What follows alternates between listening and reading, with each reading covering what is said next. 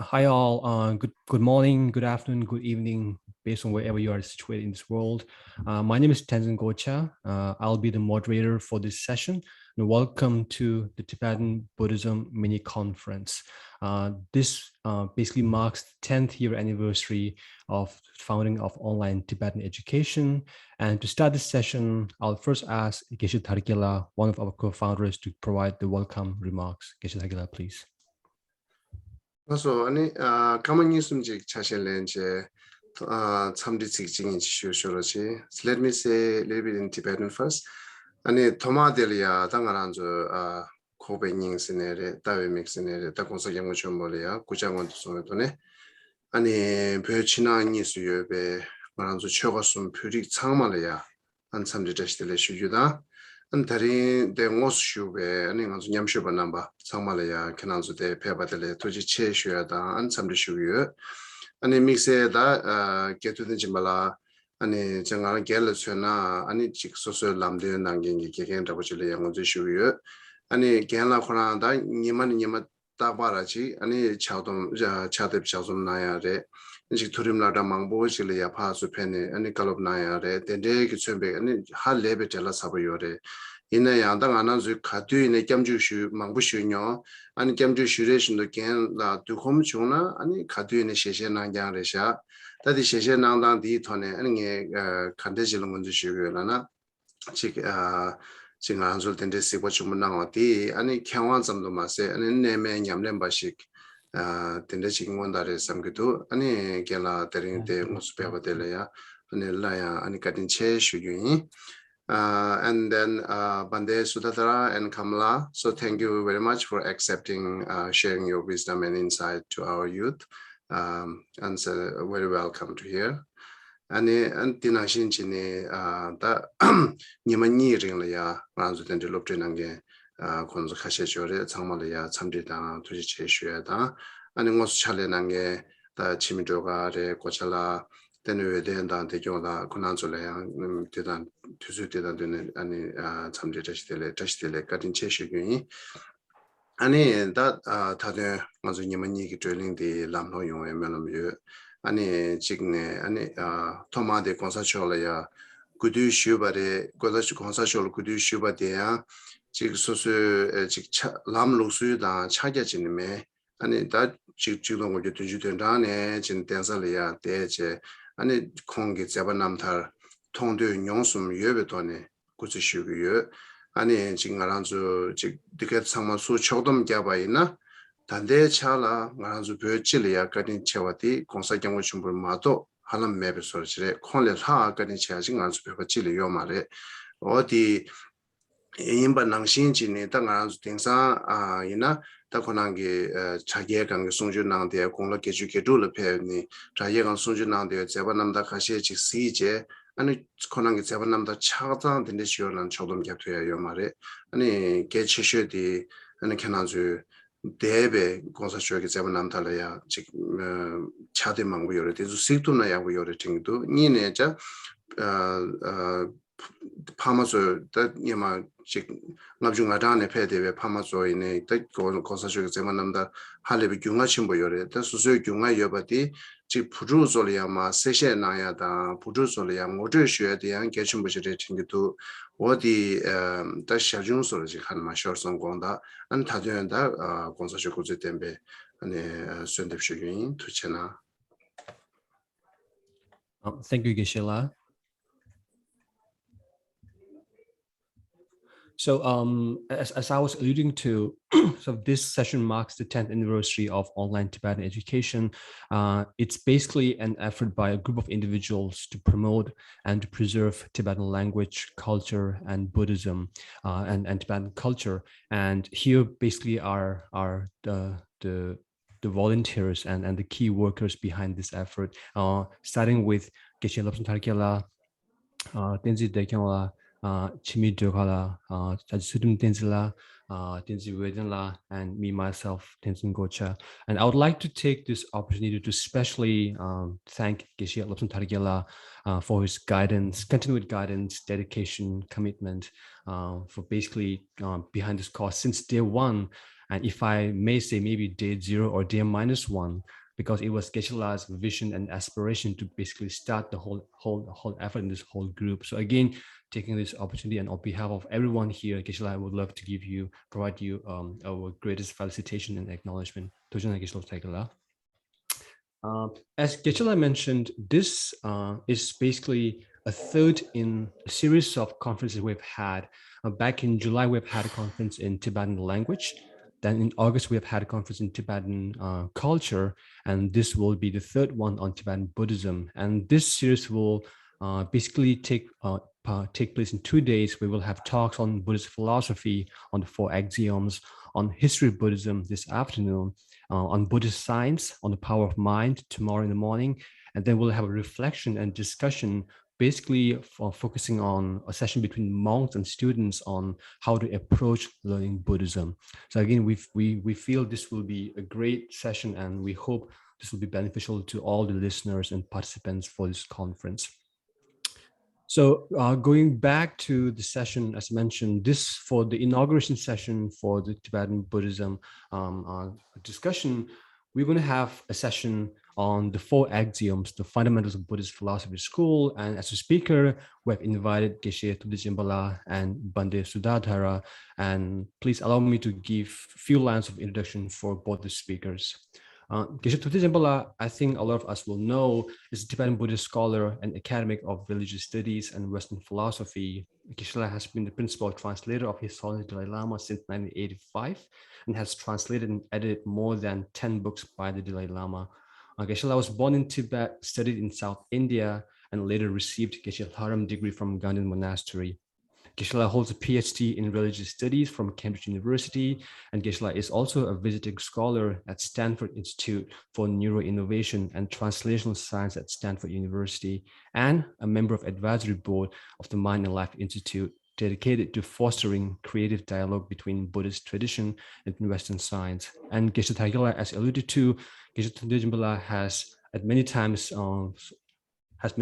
came and honored our sessions in different instances for online Buddhism class and online Tibetan education. So we would love to take this time to again thank Geshe Jinpala for participating in this session. The second speaker that we have here is Bhante Sutadhara. Bhante Sutadhara, or Bhante as usually called, is a Sri Lankan Buddhist monk, a distinguished scholar, and a certified yoga instructor. Bhante is director of Ventura Buddhist Study Center at Tripitaka Vedi. Bhante entered of Buddhist monks as a novice in 1966 at Tapovanaya Buddhist Monastery, Sri Lanka, under the tutelage of late Venerable Kundaveli Vangisa Mahathero, a renowned meditation master in insight meditation, and Venerable Dodampahala Chandrasiri Mahathero. Bhante studied Buddhist textual studies, the bachelor's from Sri Lanka and a master's from Hawaii. Bhante was a senior lecturer at the Department of Linguistics, University of Kelaniya, Sri Lanka. As a structure of this session, we'll have a 30-minute talk by Bhante Sutadhara and Geshe Jinpala.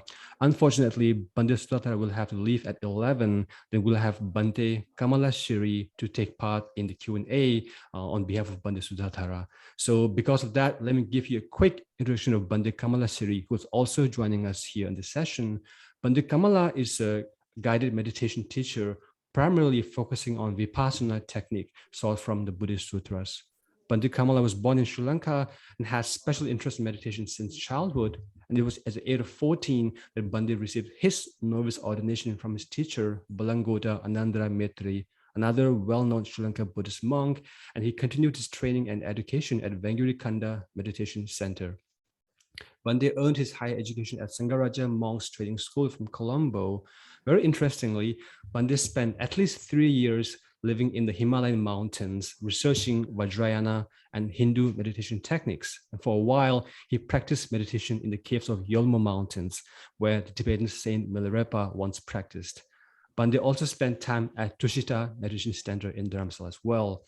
Bhante was a teacher at Dharma School for nearly 20 odd years, and has held many positions, including some being the Vice President, Vice Secretary of the Kandy District School, Advisor for Natural Resources and Environment Ministry, and Advisor for the documentary on 2,550 years of Buddhism in Sri Lanka. With this, I would like to welcome all the three speakers, and I'll ask Bhante Sutadhara to start first with his talk on this session. Bhante Sutadhara, please.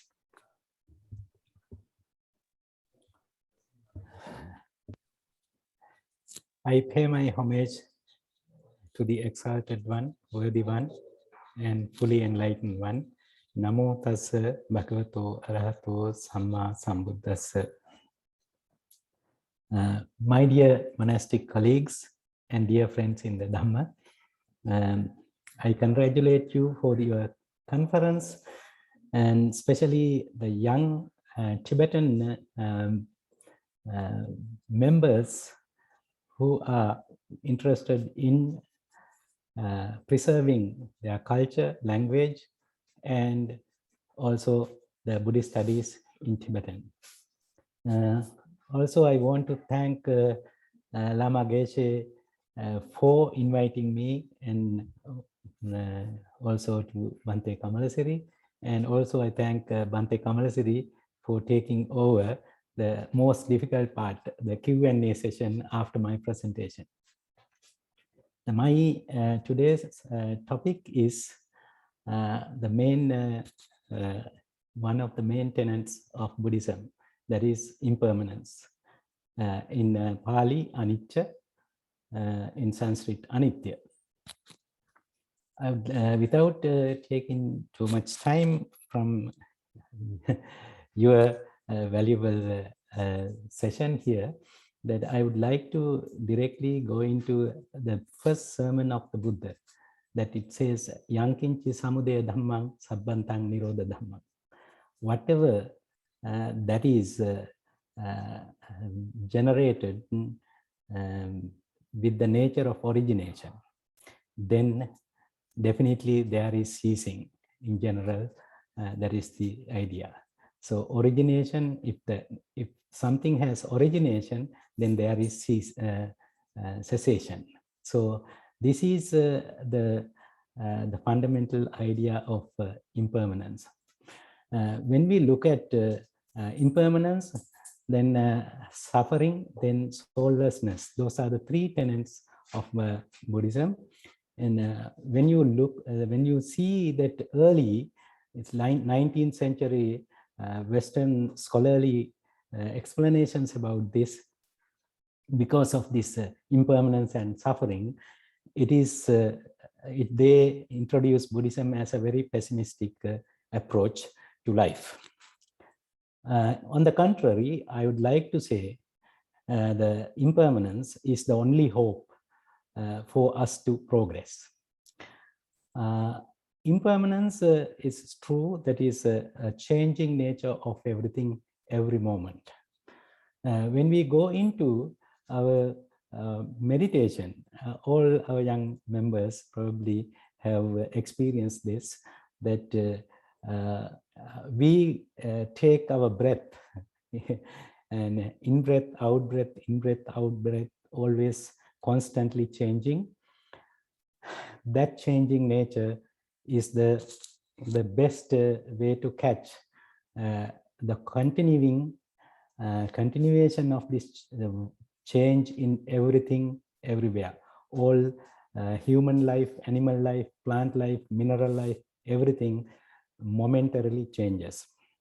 Then when we catch this breath as our fundamental object to realize the nature of impermanence in the world, then when you look at, when you take the first explanation given by the Buddha in so many sutras, we find that I am just referring to our practical experience in meditation, that is the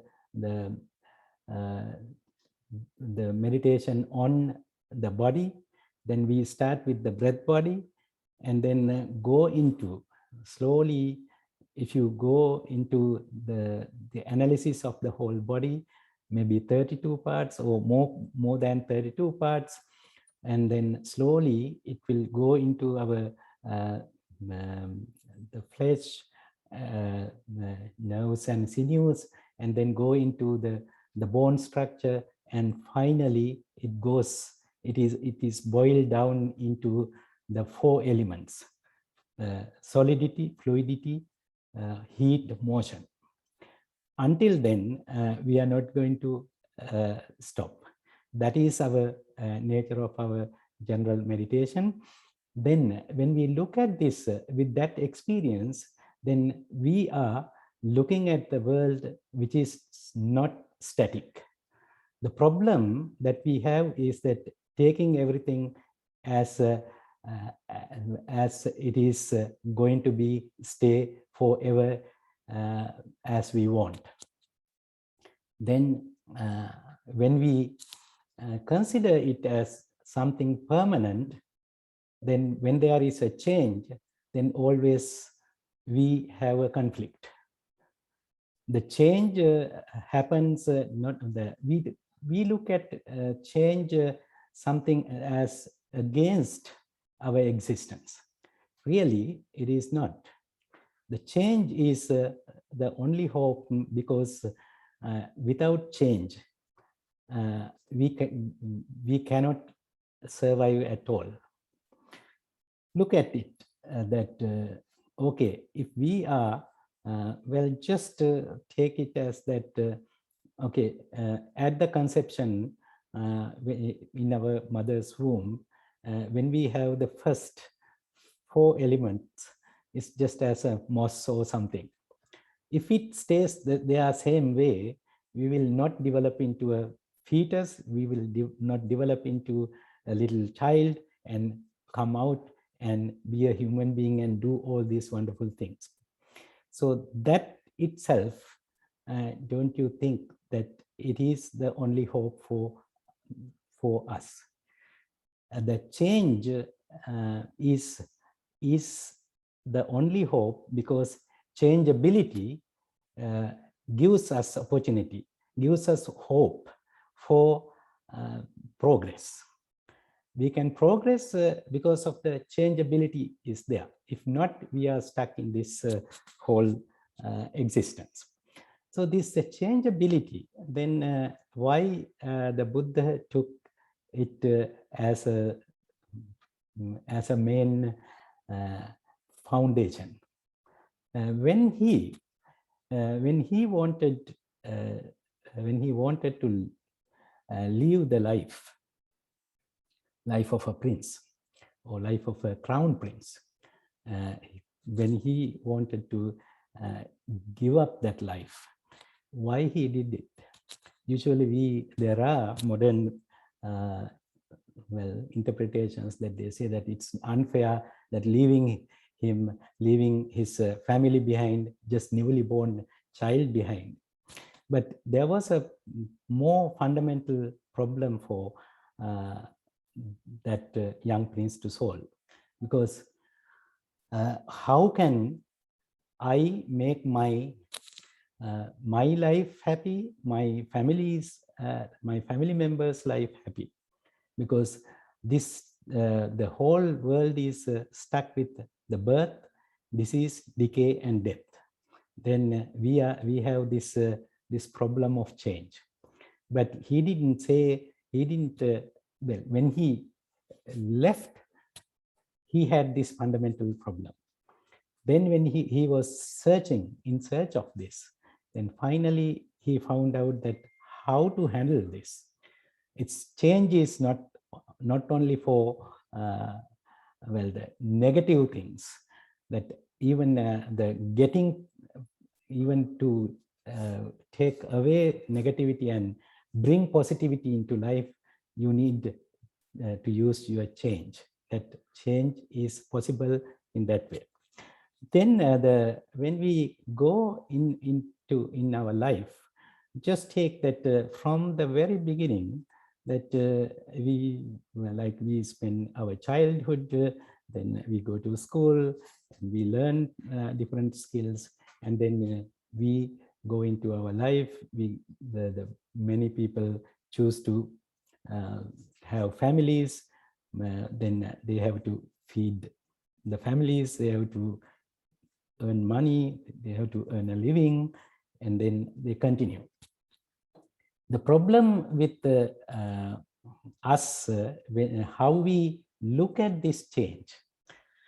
When we look at this change as a problem, then we will always see that is as a gloomy concept. Buddha looked at not looked at it in that way. True, the being getting sick, getting old, and getting facing the death, that's the nature. Those changes are the nature. Then if something is having that inherent quality of change, then what should be our approach? When we are on the water, if we are on the boat, then we have to check the water. We have to check the challenges that we have, and then we have to prepare our strategy and then move on with that life. If we are on the ground, we take a different approach, and when we are on air, it is a different approach. That is how we face change. It's not about just sitting down somewhere and just thinking that, okay, I am scared to go away because I may face an accident. But if I just sit down, they are thinking about it. There is possibility that roof come down on my head too. So if you are scared of it that way, then you will not progress. See that the change is the nature. What I try to say is that we can change our approach, our attitudes, the way that we handle it. That's the change. We cannot control change just by being scared of it, or just by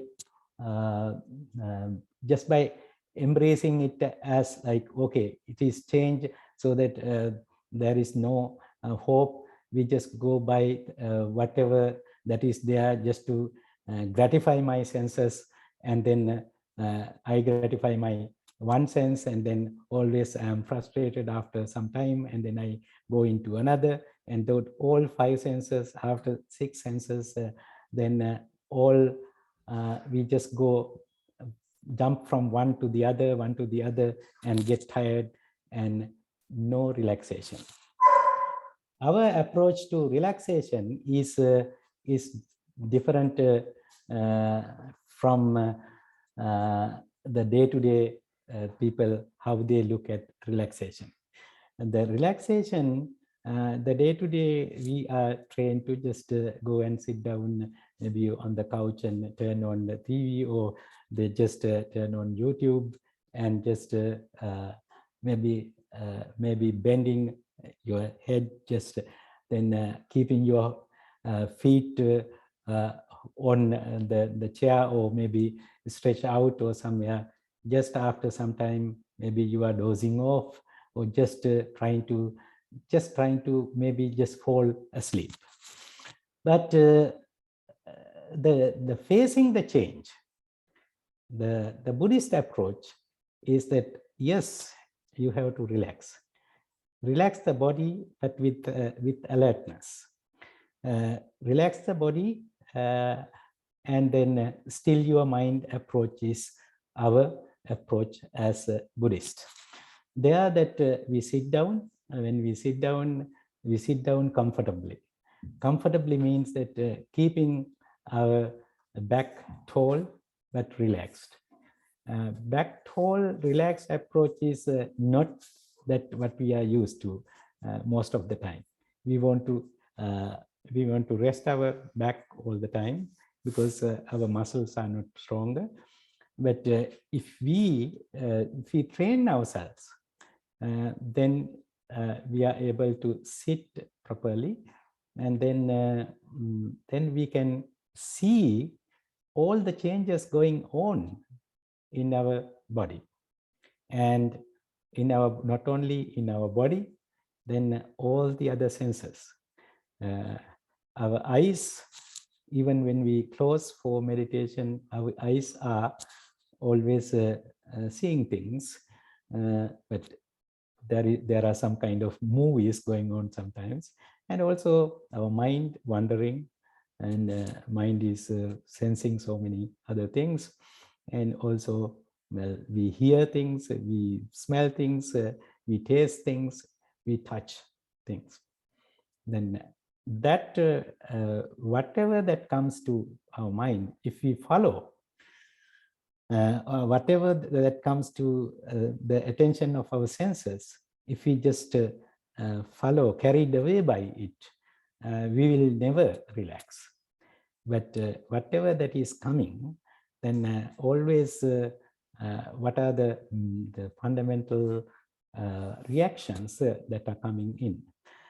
Always what we do is that we look at that as, okay, whatever I see, okay, it is a pleasant experience, either unpleasant experience or neutral experience. So these three experiences are there. Then what do we choose? If we choose the pleasant, then after some time, then we go into that, okay, I am bored with it. But if you go to unpleasant, always I look for the pleasant experience.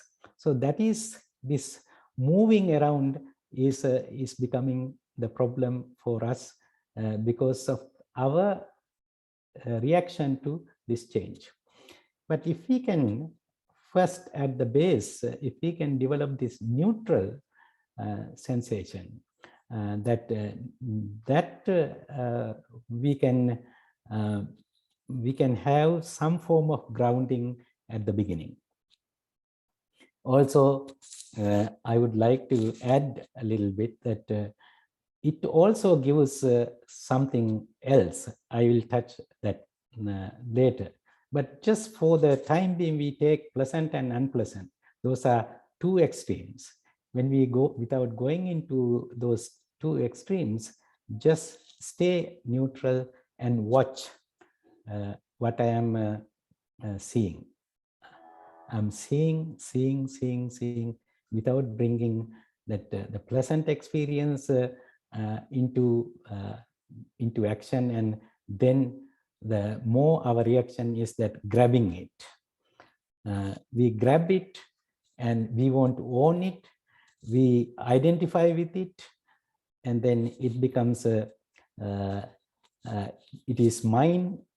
And then also then later I make it it is myself, and also it becomes me when we look at the pleasant things. It can be an object, it can be a person, then only we create the problem. And also unpleasant experience. Look at unpleasantness, and then we hate that and we want to push away, and then we want to grab something different. Even by pushing away, we are trying to create a different energy called hate, anger.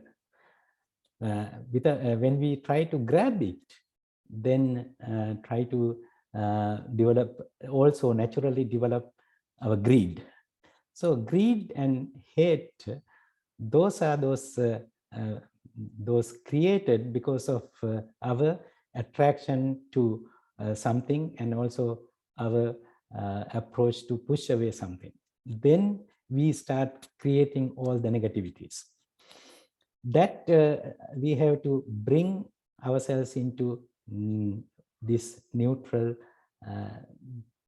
sensation, and just watch things as coming in and going out, coming in, going out, coming in, going out, just that everywhere. Maybe all these, that's why we look at our body, the breath body, also the emotional body, or this the mind and body connection, all these are looked at, watched in a very neutral way, because we need to calm down. And then when we get into this neutral sensation, also there is something that we have to be watching. That means that, okay, when I look at a nice flower, which is, there is a beautiful vase with roses here, then oh, it is very pleasant, very beautiful.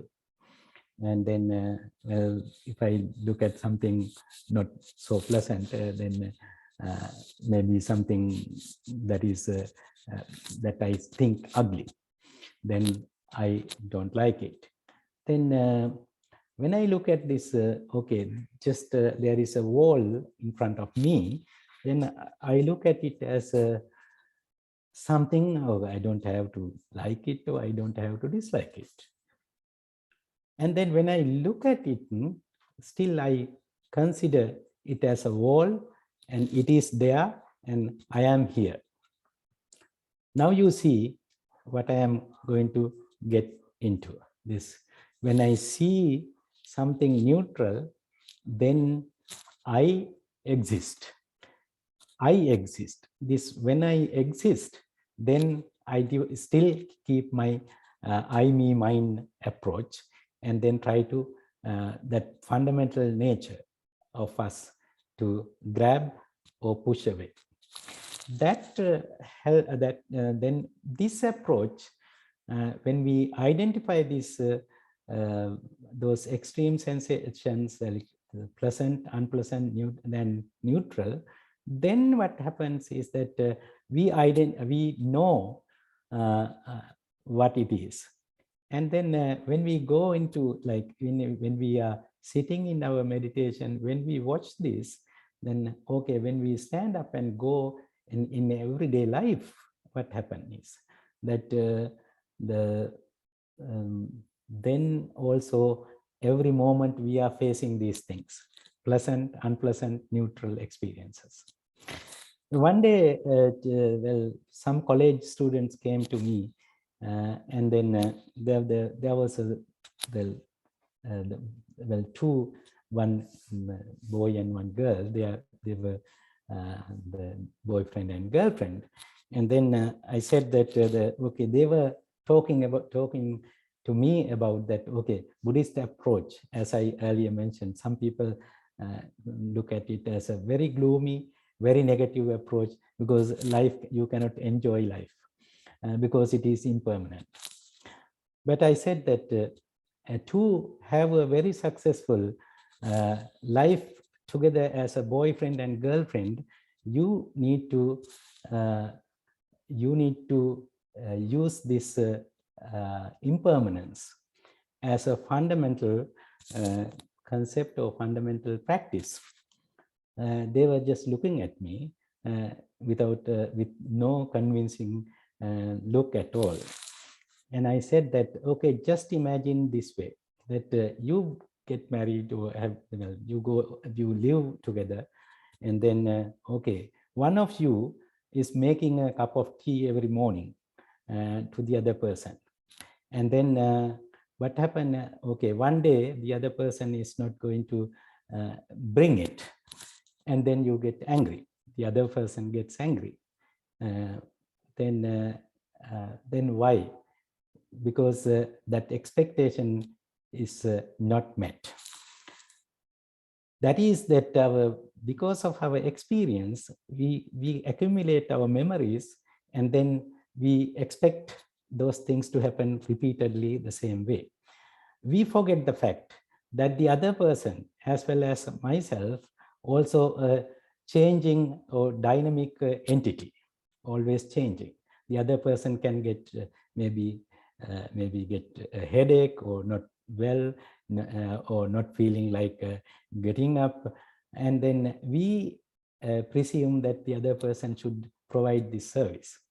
But if we are aware, if we are fully aware that anything can happen to anyone at any moment, then we are more enlightened to approach the life.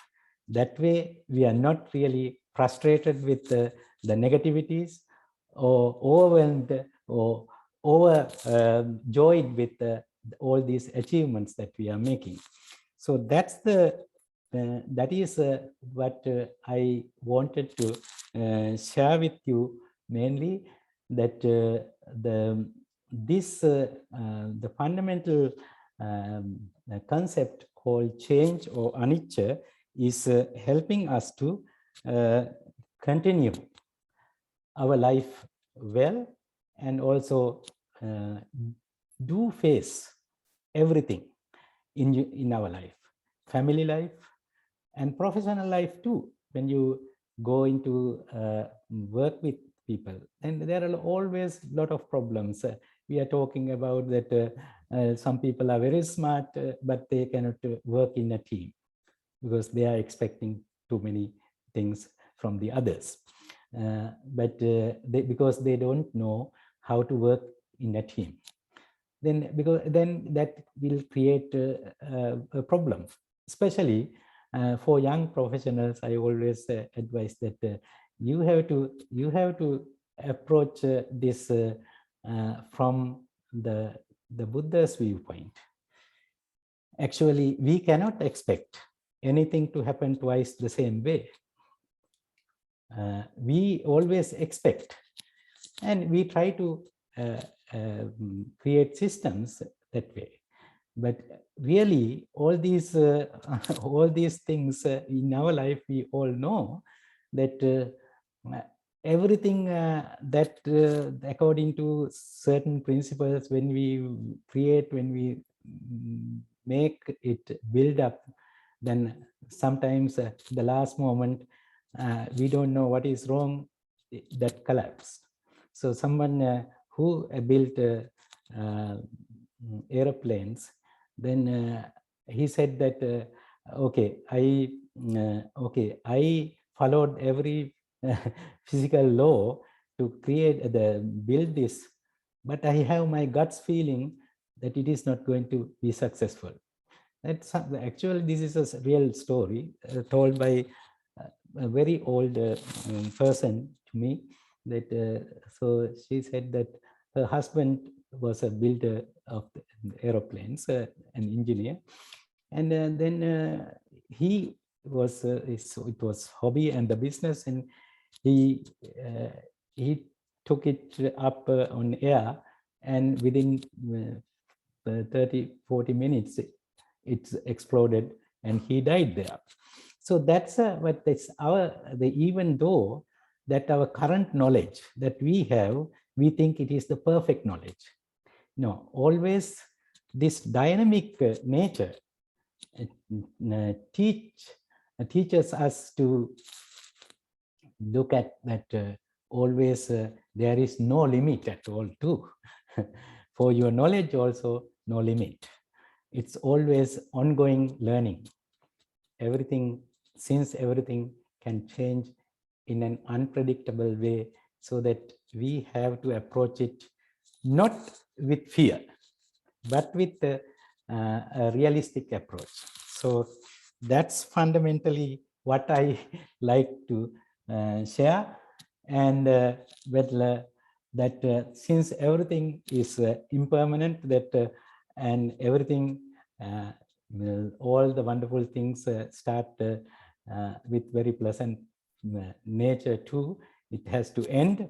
So I would like to wind up at that point, and thank you all, and may all beings be well, happy and peaceful. Thank you. Thank you so much, Bhante Sutadhara. Again, I think it's great teaching on, especially on impermanence and change, anicca and nitya. And I'm sure the listeners and participants have learned and benefited greatly from this teaching. I would now like to request Geshe Jinpala to start with his presentation and discussions. Please now. Gange tuzi nyesone tawa tamje pangwe jire tambe chune tunze ba kodam dala cha zelo. I salute Gautama, who, based on compassion, taught the true Dharma for the sake of the abandonment. of all views. Venerable Sangha members and my Dhamma friends, it's a great joy to be able to have this opportunity to share my thoughts in this mini conference on Tibetan Buddhism, and also an honor to share the platform with Venerable Bhante Sutadhara.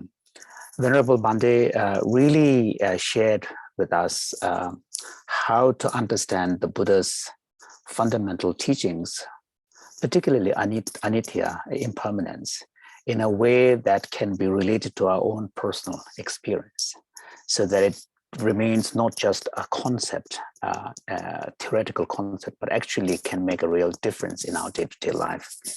What I want to do is to actually look at the idea of the Four Axioms, and the title of your conference, this particular session, Fundamentals of Buddhist Philosophy, is really spot on.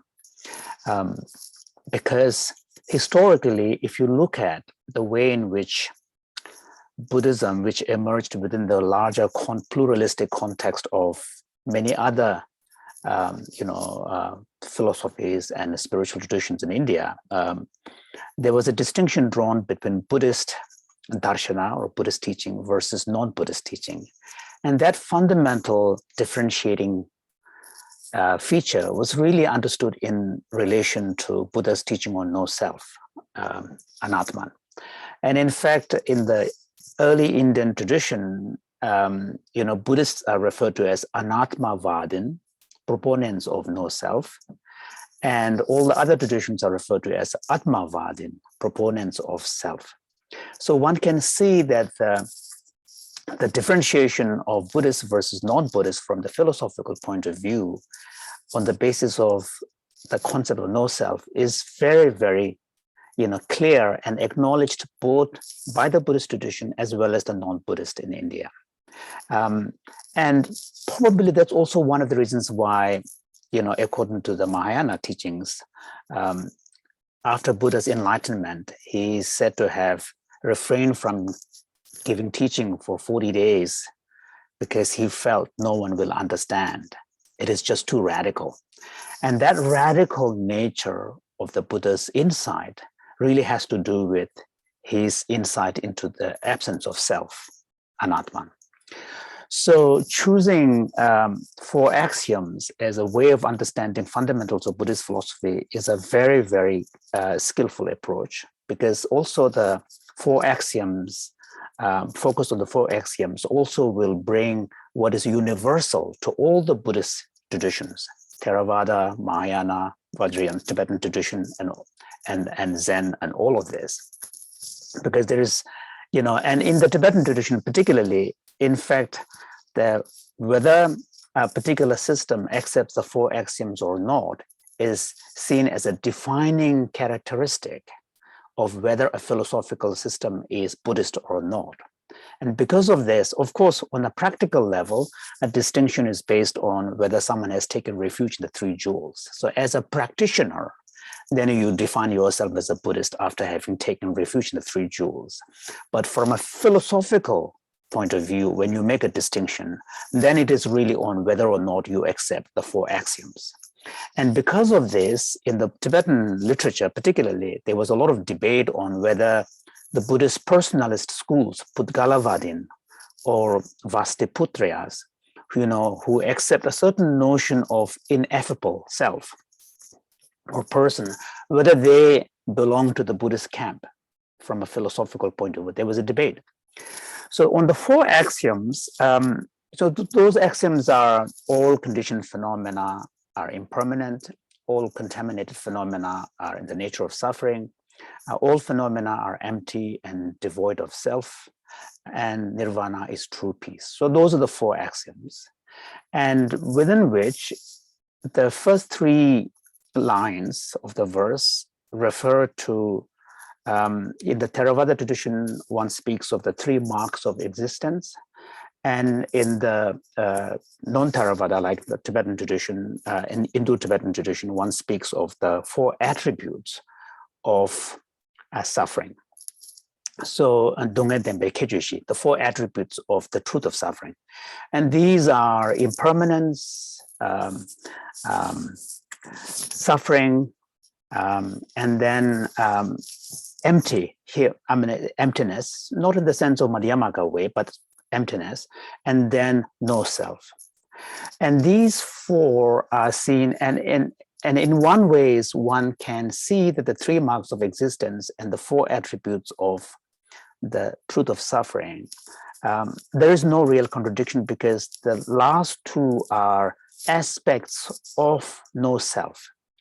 So one way of understanding Tongpa and Dhammeba, Shunya and Anatman, is to really kind of flesh out the notion of no self in terms of, one is a sense of some kind of perfect self that is somehow controller and owner of the physical and mental aggregates. In Tibetan, that's what we call. And then the no self is an independent self, Rangveta. So when you understand in terms of the 4 attributes, then what the reason why, for example, if you look at the sermon on the 4 noble truths, each of the 4 noble truths have 4 characteristics each. So making it 16 characteristics of the 4 noble truths. And the four attributes, characteristics of the truth of suffering are what we were talking about, the 4 fundamental aspects of reality.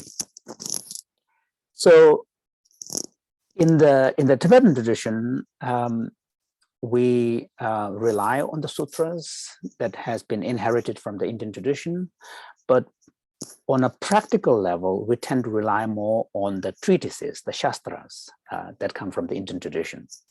So if you look at the sutra, for example, there is a very important sutra in the Tibetan collection known as Udana Varga Tsom, Tsiksucheba Tsom or Tsom, which is sometimes referred to as the Tibetan Dhammapada. It's much more extensive than the Dhammapada itself. But many of the verses in the Dhammapada are actually contained in the Udana Varga. So if you look at the Udana Varga, there is one chapter, a collection on the path.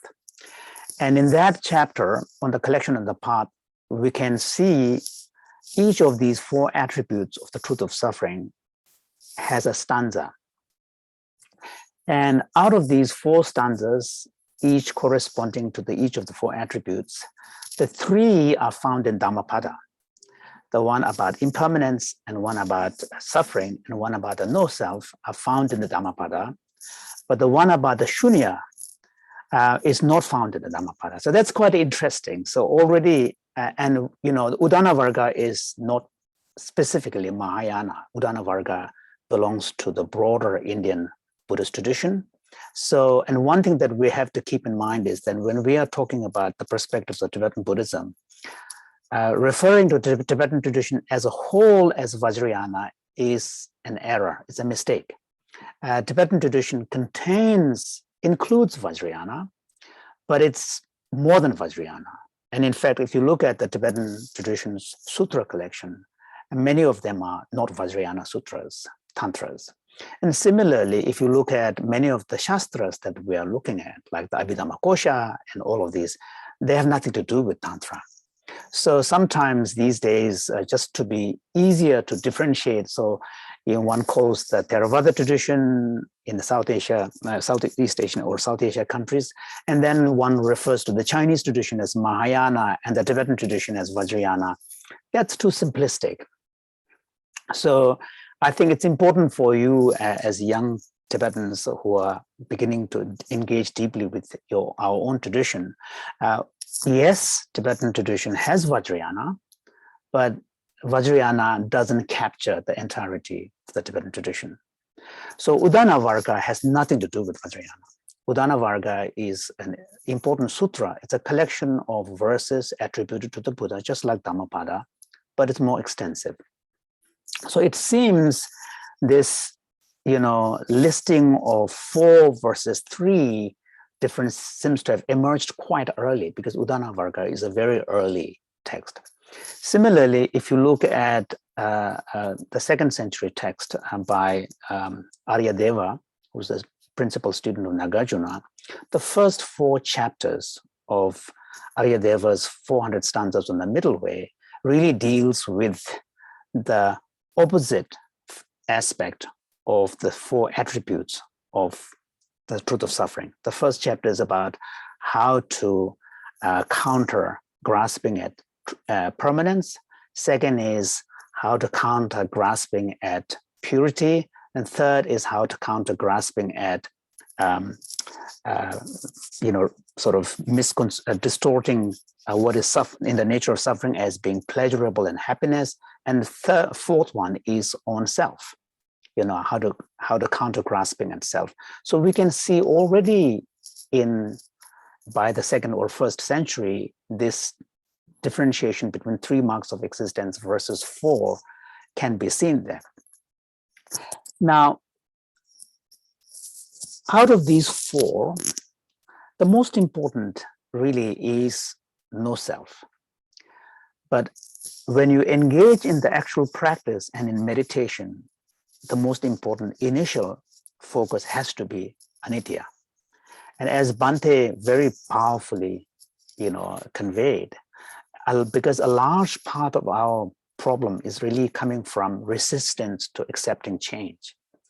Our resistance to accepting impermanence as a feature of reality, and relating to what is fundamental to reality is change. If there is one thing that is predictable, you can predict change.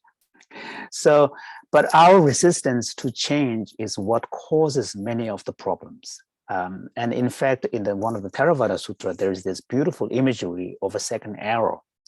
So the first arrow is the actual pain that we experience as a result of encountering problems.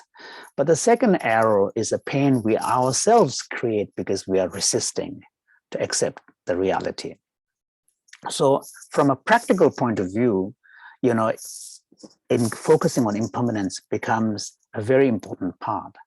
But ultimately, the real insight or wisdom that really leads to liberation is no self.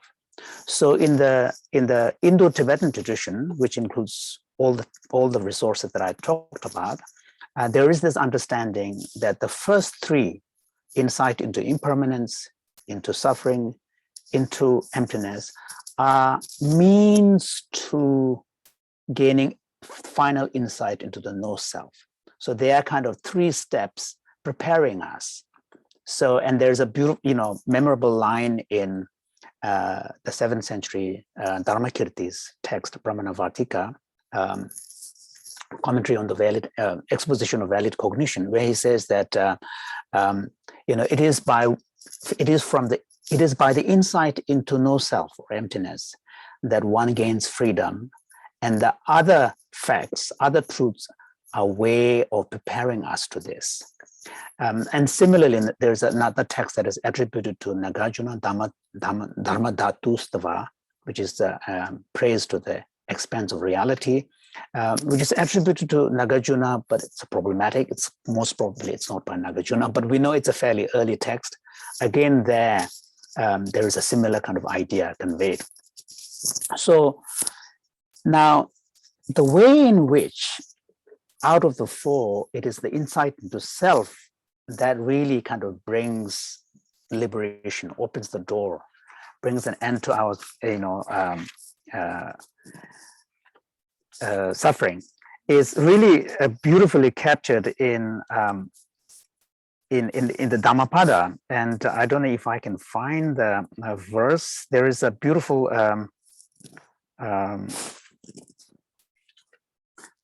there is, anyway, I don't think I'm going to be able to find the verse now, but there is a beautiful verse in both Dhammapada and Udana Varga where Buddha says, now he's talking about kind of a meditative insight, and he says now, he says that for many lives I have searched for this builder of the house. He's talking about existence in samsara, and I have not found, and that search has been painful. But now, finally, I have found that there is no builder of the house, that the builder of the house no longer exists. So in this way, I've now dismantled the rafters and the beams so that no house can be built. And by bringing an end to craving for existence, I found true nirvana. So that really powerfully captures the potent power of how insight into the no-self is what brings the release. And this is where what Bhante is talking about, because a large part of our problem comes from grasping. And our tendency to grasp is very, very deep. We grasp initially at things as enduring nature, permanence. We grasp things to be desirable through either attraction. And then ultimately we grasp things as possessing some kind of true existence and self as having some kind of independent existence. So one can look at the 4 attributes of the truth of suffering as a way of insight into them, as a way of peeling off layers and layers of grasping, ultimately culminating in peeling off the last layer, which is the grasping at self, grasping the self-existence. Now, what the Indo-Tibetan tradition would add is to interpret no self in the form of emptiness of intrinsic existence, emptiness of. So the teaching on emptiness, as the Indian Mahayana masters understood is not seen as something separate from Buddha's teaching on no self. It's the teaching on emptiness in the Perfection of Wisdom Sutras is really seen as drawing out the full implication of what is the meaning of no self. And so no self is understood in terms of no existence of intrinsic reality. Nothing exists on its own right. Nothing exists independently. Everything exists through dependent origination.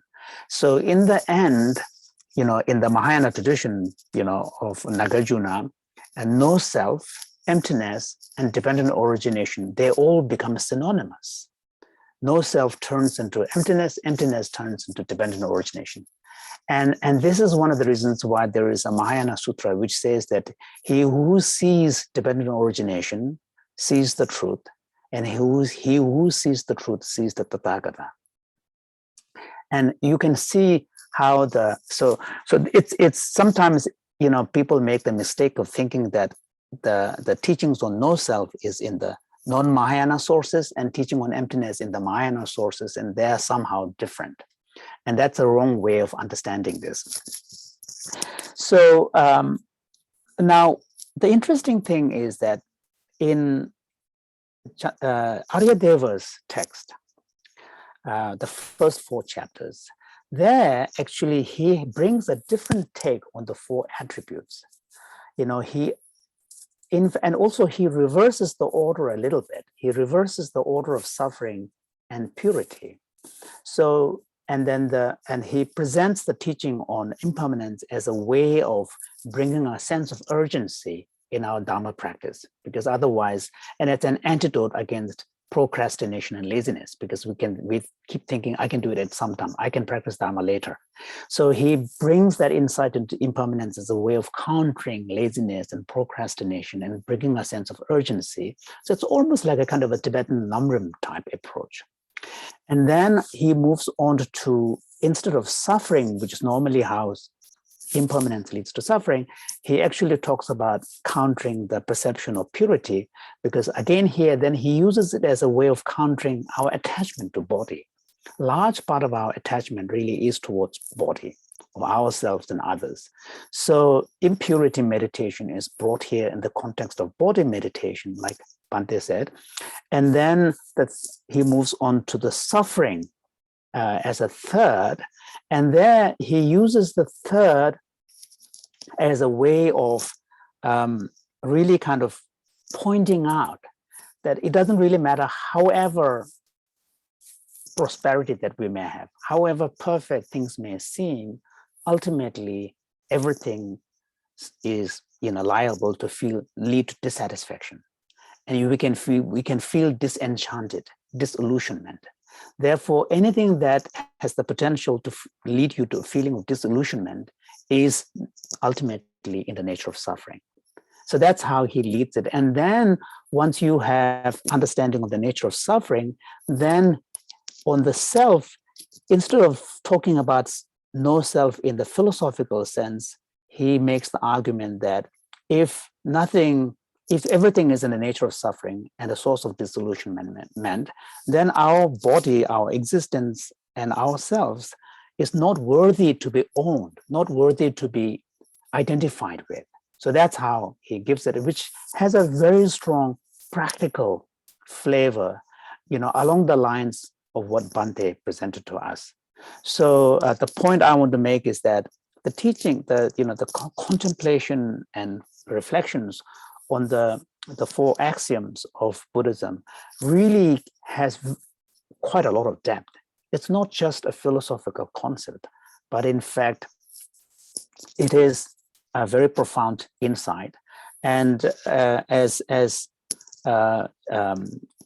Dharmakirti pointed out, Dharmakirti tells us that the reason why Buddha taught them in such sequence is because there is a sequence in our progressive insight into the nature of reality.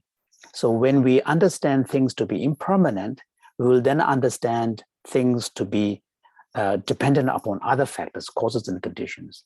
And in relation to our own existence, the conditions are karma and afflictions. So our existence is under the power of karma and afflictions. And anything that is under the power of karma and afflictions, in which case they have no real independence, then it is ultimately in the nature of suffering. It's a source of dissatisfaction. And anything that is a source of dissatisfaction cannot be perfect. So in this way, he talks about the third attribute, no perfection. And then once you understand these three facts, then we will be able to gain insight into the absence of selfhood, absence of self. So the nothing is self. So in this way, Dharmakirti points out, and then he cites from Vinaya Vastu, which is a major text. A version of that also exists in the Theravada canon. In the Tibetan tradition, it's in the Dulwa collection of Kangyur, Vinaya Vastu. And so he cites from Vinaya Vastu where Buddha makes a statement about asking the monks, is anything that is impermanent, pleasurable, or is in the nature of suffering? Is anything that is in the nature of suffering, perfect and pure? And if anything that is impure and imperfect, is it worthy to be owned and identified with? So those are the statements attributed to the Buddha in the Vinaya Vastu, which Pramanavartika refers to, and the commentary fleshes out. So we can see that although the many Tibetan texts and the Lumbermen others do not talk about the Four Axioms extensively or explicitly that much, emphasis is much more on compassion, six perfections, emptiness, and so on, but paying some attention to the actually deeper understanding of the Four Axioms, particularly the four attributes of the truth of suffering, can really have a profound kind of benefit. And those who have the ability to read Tibetan, I would really encourage you reading Udana Varka Tsom, especially few chapters. The first chapter is on impermanence. It's one of the most beautiful sets of verses on impermanence. And then there's a chapter on mind. There is a chapter on the path. So those are really, really, beautiful chapters and beautifully translated as well. And I would also encourage you to read Dhammapada. It's quite a short. There are only 423 verses in the Dhammapada, if I'm right. And then Dhammapada there are many different translations. My own preferred translation is a very, very old Penguin Classics version, which is, from a philological point of view, not that accurate, but it seems to somehow capture the immediacy and the poetry of that text, the simplicity of the teaching, and the directness and the practical nature. So, and in these ways, you can really deepen your understanding of the teachings on impermanence, suffering, emptiness and no self. So I'll stop here. Thank you. Thank you, Geshe Jinpala. Before I go on, I would like to remind the participants here, as well as in Facebook, if there are any, to please send any questions that you have in general on Buddhism, in particular in Buddhist philosophy, either in the chat room or in the Facebook message, and we'll have someone here on OT group members to help relay that question to me, to convey that to the speakers here. Tujana. Geshe Jinpala, I think it was a great discussion, especially on how you related the four axioms on sort of how we have always learned in the Tibetan Buddhism, and the three principles or the three marks of existence as I have read in the Theravada tradition. So I thought it would be a good time to sort of ask and bring upon Bhante Kamala to sort of help share his views and thoughts on this topic, and that'll be good point to start on, because in the Theravada tradition, as we read, we usually don't see the last sentence which we see in Tibetan, in the Mahayana Buddhism, that is the Nirvana's liberation or Nirvana's peace. So I would like to get your view, Bhante Kamala, on that aspect, and how you explain the differences that may be arising on that instance. Bhante Kamala. Thank you for everyone, and Tasidili to everyone.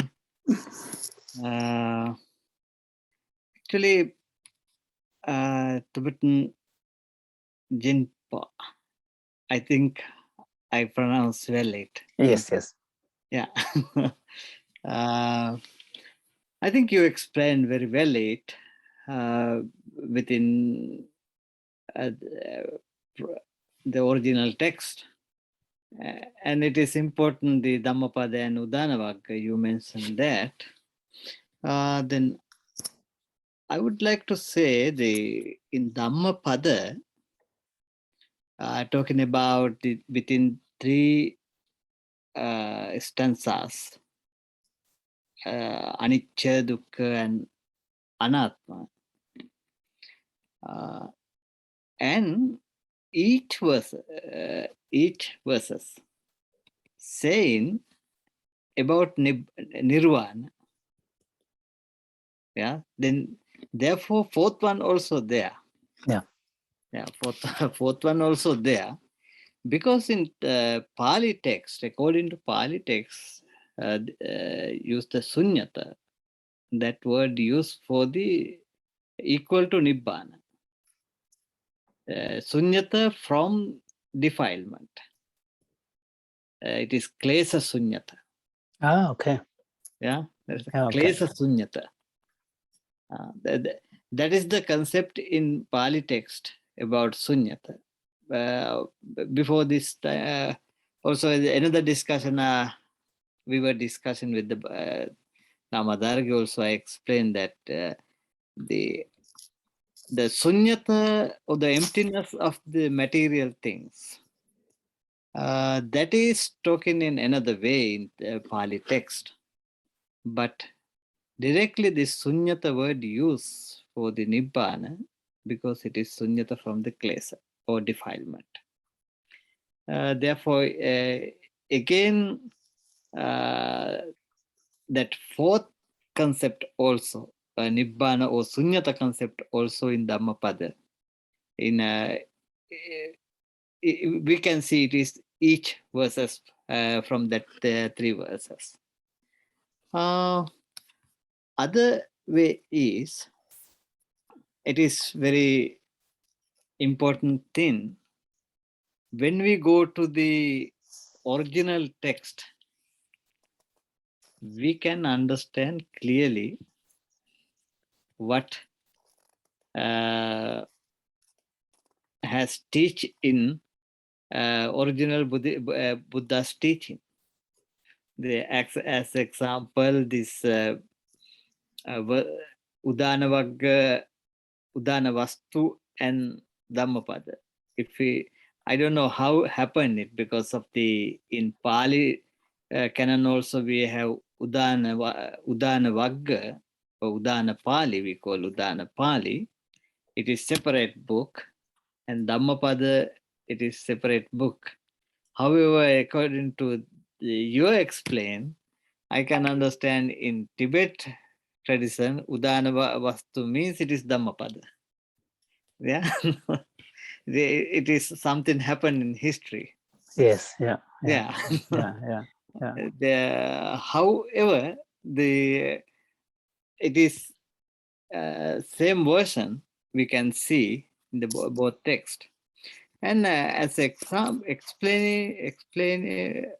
I like to explain something about this permanent the anicca dukkha anatma, or impermanent, the suffering, and non-self.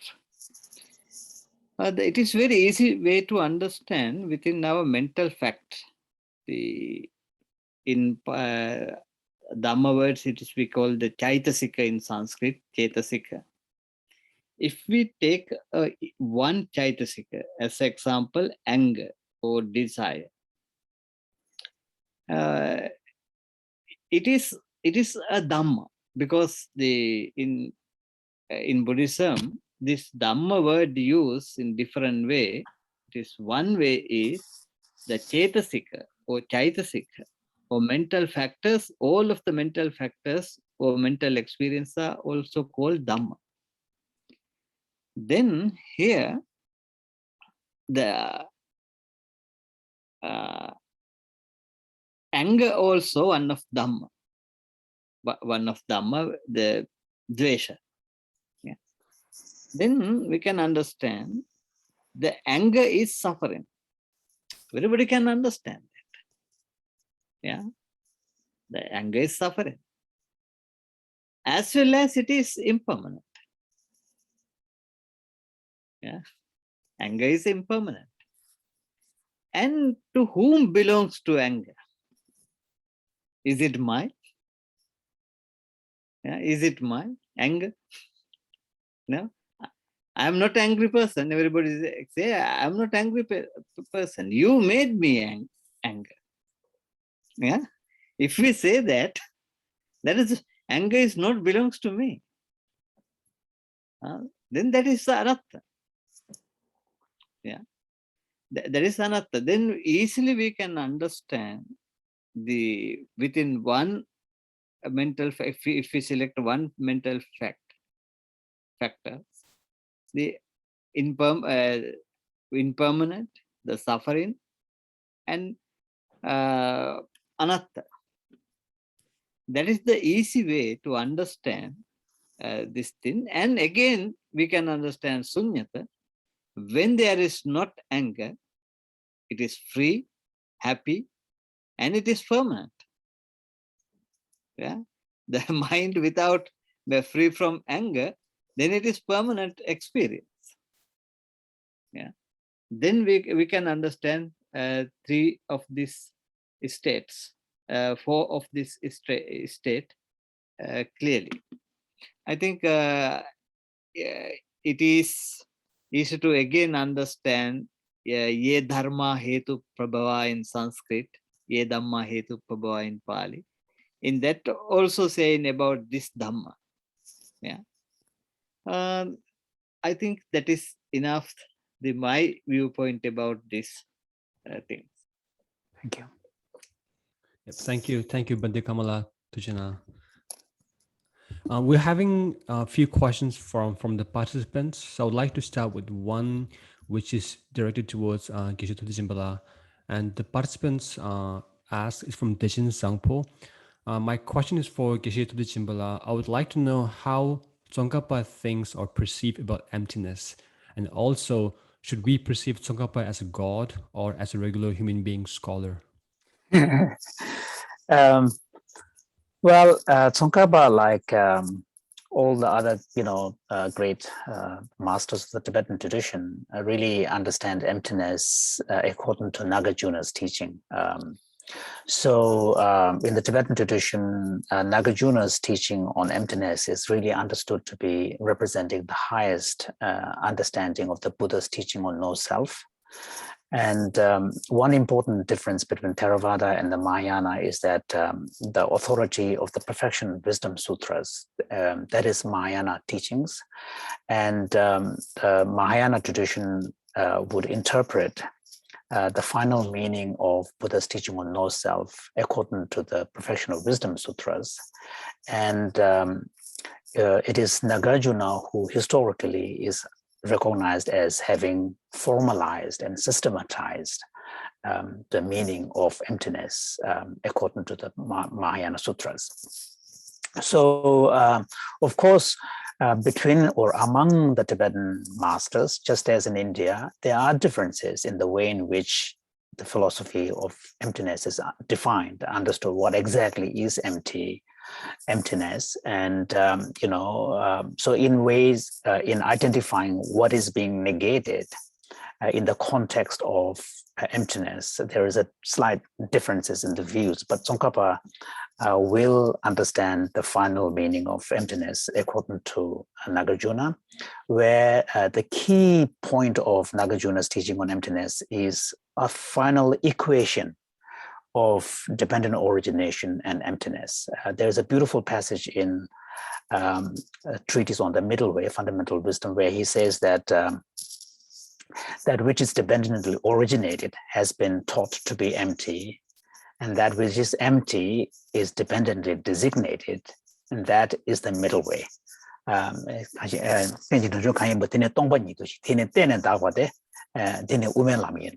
So there we can see a certain equation between, dependent origination in its original understanding, which is the basic understanding of cause and effects, and then leading to understanding of emptiness, because it is dependent. And then the emptiness, once you gain the insight to the emptiness, then you come to, once again, view the world. You then see the world in a different way. It's almost as if your eyes have been cleansed, your lenses have been cleansed. You're seeing the same world, but now you are seeing it from a different perspective. So that's then dependently designated. So you're no longer attributing objective independent existence to things. You're seeing things in their mere conditionedness. And that equation of emptiness and dependent origination in this subtle way is really the meaning of the middle way. So, Tsongkhapa clearly cannot be seen as a god. He was a historical figure. Clearly, he was a great master, and the Gelugpa's, Tsongkhapa's followers believe that Tsongkhapa attained enlightenment, during his intermediate state. But as young Tibetan Buddhist, I think it would be much more meaningful if you engage with Tsongkhapa's writings and his teachings as you would relate to someone like Nagarjuna, a great master who had gained deep insight and is now sharing his understanding with the future disciples. That's a better way of, as a human being. Yeah, it's an enlightened being, but as a human being.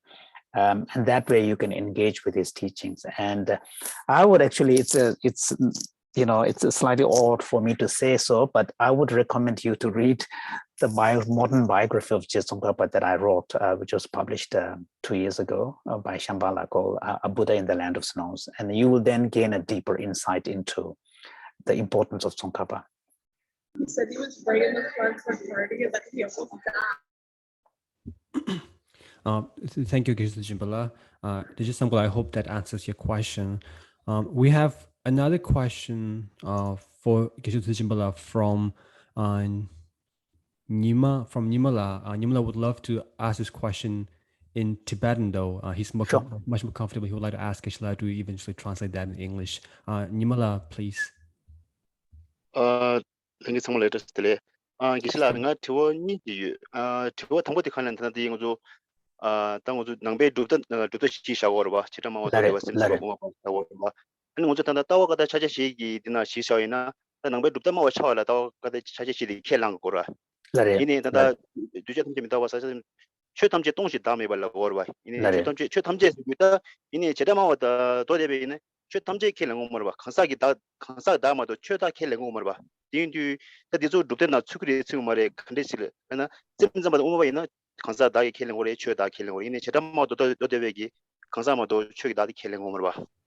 대워직디 저원이버디 디는다 우주다 신진 똑바다 봉지 똑바기 이 저번 뭐죠 봐 디나라 탄다 우주 신진 똑바디 투셔라 켈 도데벨로션의 투셔로 뮤징 거라 하나 신이 튼지디 신문이 못난 거 근데 투시는 아니 계속 우주 남긴데 왕디의 슈가서 아니 전주선배 왕 슈기인의 동고르기 왕 슈기인의 차상지 우주 똑바로 똑바로 신이 왕 슈고라 했는데 투셔에 책 말에 어디 Okay, so there are two questions. One question is that if the four axioms are universal to all the Buddhist philosophical schools, then what about the Vaibhashika and Sautrantika who do not accept selflessness of phenomena? They only accept selflessness of person. So the emptiness doesn't, apply to them. So that was one question. Then the second question is,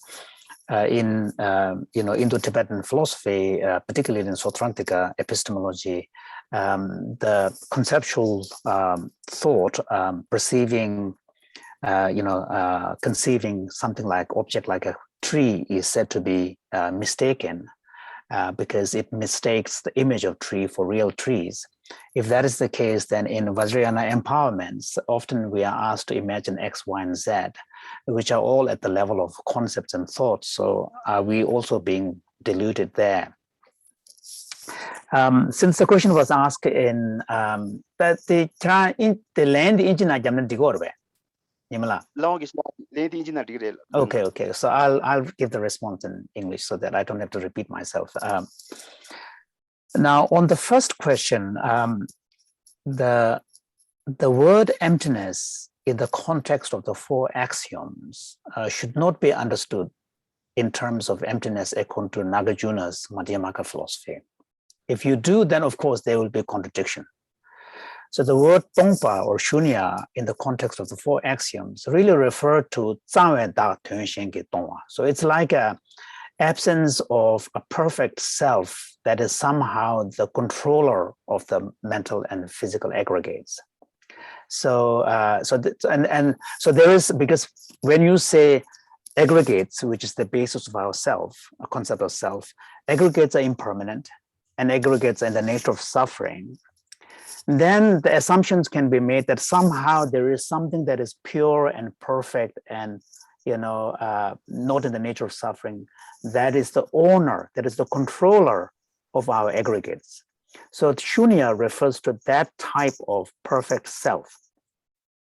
So and then the Dhamma, the final no self, is referred to as an independent self, something that is independent from the physical and mental aggregates, which is the basis of the notion of self. So when you interpret this way, then the four axioms can be embraced by all four schools.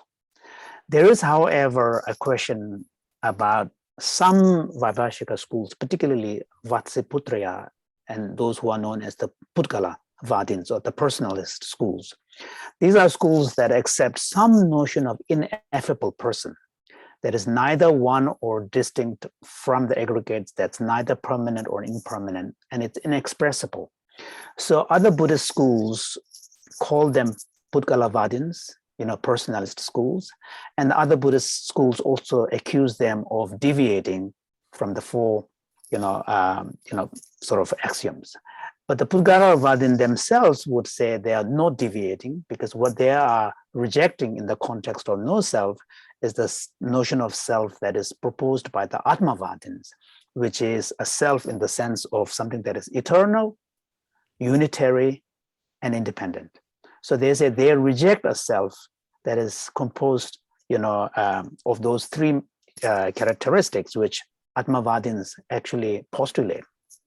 So they would say they are not violating the fundamental axioms, but other Buddhist schools accuse them of violating, because they said that your postulation of an ineffable person is similar to a notion of Atma. But other than that, there is no contradiction for all the other schools. They all share the same basic fundamental axioms. Of course, on the meaning of what exactly is no self, then they will differ.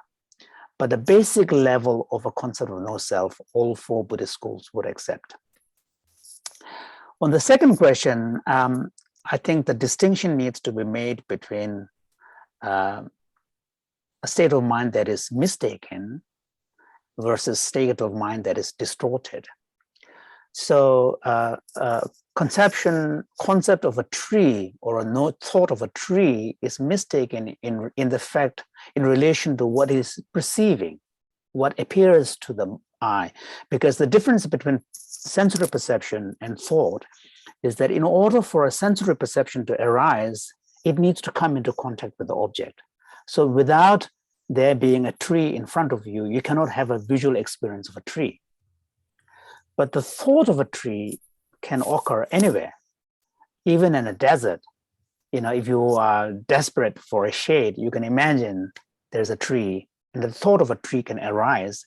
And therefore, the image of the tree that is appearing to the thought is baseless. There is no basis for it. And it's a pure fiction that is conjured by our mind. So similarly, that's why the thought of a tree is mistaken in relation to the tree, the appearance of the tree.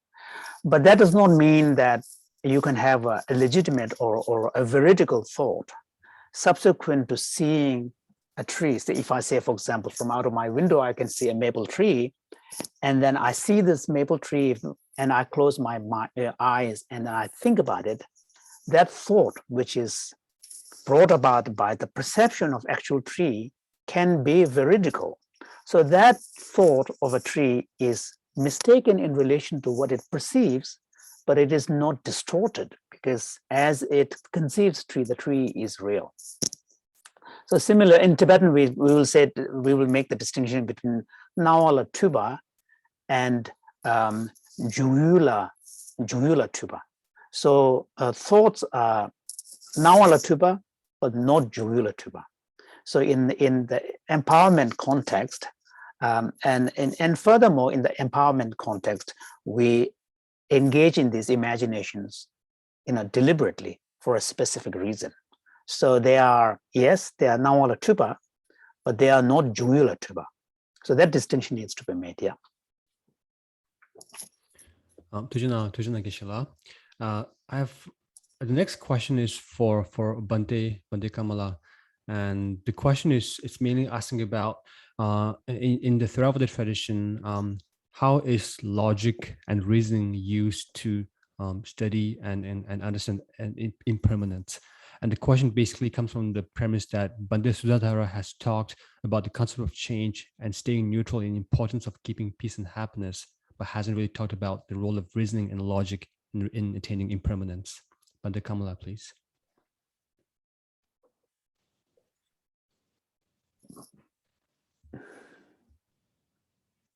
You're muted, Bhante. Thank you. Thank you for reminding me. That's okay. Actually, it is not clear for me the question that asked what is the logic, because my understanding is I think it is better if you use this word. What is the method to understand this? What is the method to understand that? Because this impermanent, suffering, and non-self, anicca, dukkha, anatma, these three subjects, why we should talk, why Buddha taught them, because there is a wrong attitudes in our mind. It is not in the only the other philosophies and philosophers, that is already in our mind. We have attitude, we are permanent. We are permanent. That is in our mind. It is attitude and wrong view, mityaditti. And again, we think there is happiness, pleasure. Yeah. We think there is happiness, pleasure with this sensual pleasure and with the defilement, emotions. Yeah, we think it. It is our attitude. Then there is another third attitude is this belongs to us. It is me. It is mine. That is wrong view in human mind. Not only the human mind, the other celestial beings also, but we like to talk only about the humans. It is human mind, nature of the human mind. Therefore, Buddha taught opposite of that. Yeah, it is our attitude is normal attitude is it permanent? Buddha said no, it is impermanent. But attitude is it is pleasure, happy, but Buddha said no, it is suffering. It is belongs to us, the Atma, but Buddha said Anatma. Then what is the method or logic to understand this is we have to think how came this wrong view, the Nitya Sukha Atma, the permanent, pleasure and self. How came it? It came because of delusion. Because of delusion. Because of unmindfulness. Our mind is not in mindfulness. It is not in tranquility or samadhi. Yeah. Therefore, then come the illusion. If there is no sati or mindfulness, if there is no tranquility or samadhi, if there is no wisdom or prajna, then it is illusion. Therefore, we have to use and practice this thing, the sati or prajna, mindfulness, tranquility, and wisdom. Then we can eradicate or eliminate or remove free from the illusion. Then the mind without illusion clearly understand the impermanent, the suffering and non-personality or anatta. That is the way explained in Pali text sutras. I think that is enough for that question. Yep, absolutely. Thank you. Thank you, Bhante.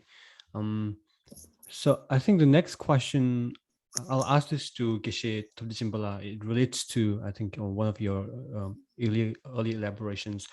It's from B, and B is asking, was it Lama Tsongkhapa's proposition that dependent arising and emptiness are mutually inclusive?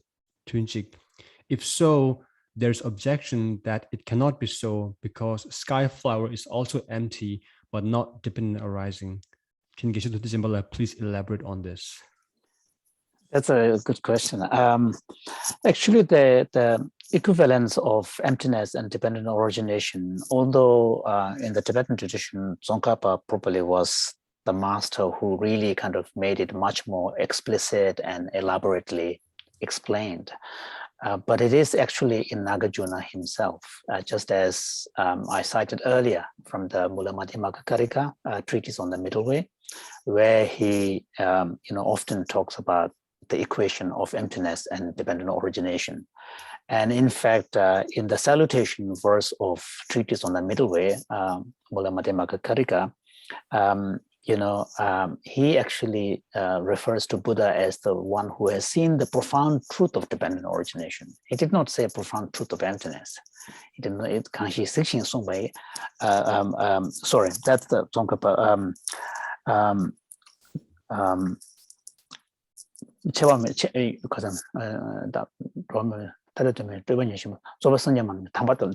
So there in both treatises on the middle way as well as in other texts, Nagarjuna often praises the Buddha for teaching dependent origination.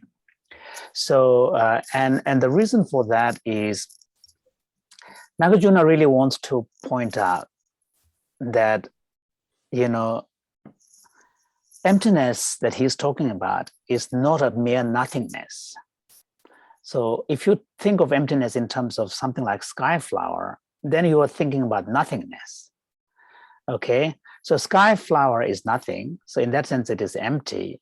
But the emptiness Nagarjuna is talking about is the emptiness of inherent existence in relation to things that make relevant to our life.